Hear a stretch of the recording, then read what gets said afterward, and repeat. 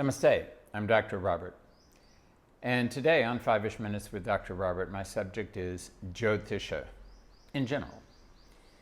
Jyotisha dates back to the Vedas. The word Jyoti means light, and Jyotisha is one of the 6 Vedangas, the 6 limbs of the Veda that are disciplines that are employed so that the Veda can be properly implemented. Jyotisha is regarded as the eye of the Veda. And in Vedic times, it was employed so that those individuals who were going to organize and carry out sacrificial rituals, yajna or yaga, could know the right time and, by extension, space in which to begin and continue and come to a conclusion of those rituals. So from the very beginning, it has been about action.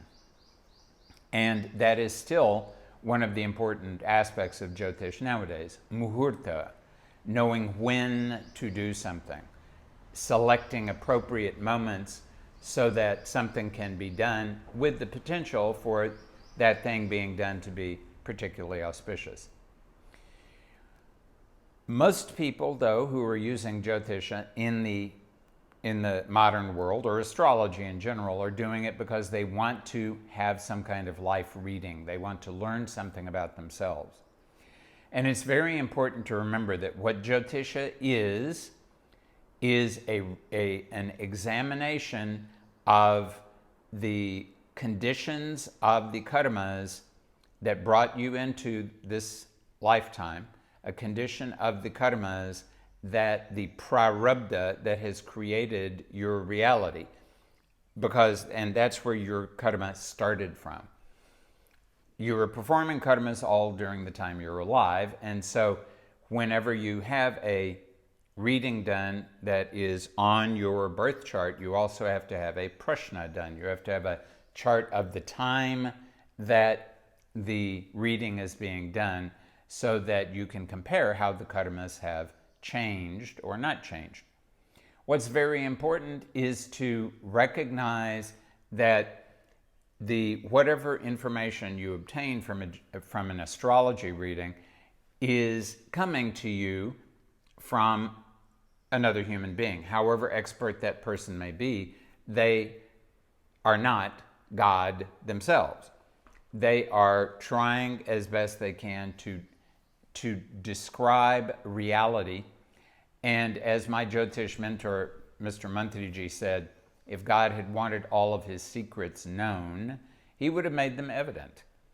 So we're looking at through a glass darkly at these things, and we have to understand that it's very important not to take things too literally until you can confirm that they are actually taking place in that way. So in this reality, what we have to do is we have to recognize that there are 3 qualities of karma. Dhrida karma, very fixed.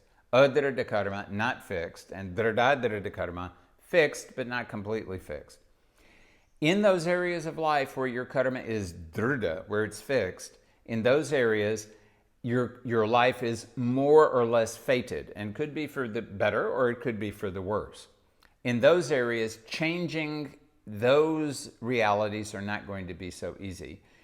And that's the sort of thing that people predict on. That is the sort of thing that is likely to happen. Adhrida karma, harder to predict on. Dhrida karma is an indication of something that is, you have a strong tendency of moving in the direction of, but you can change it with a strong application of intention, will, and an appropriate astrological remedy, an upaya.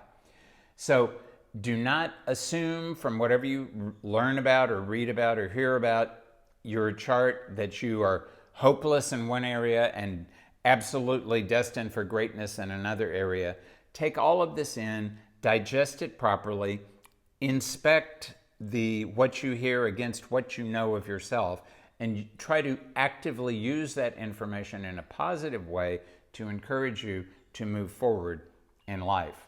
This is Dr. Robert saluting you and Jyotisha.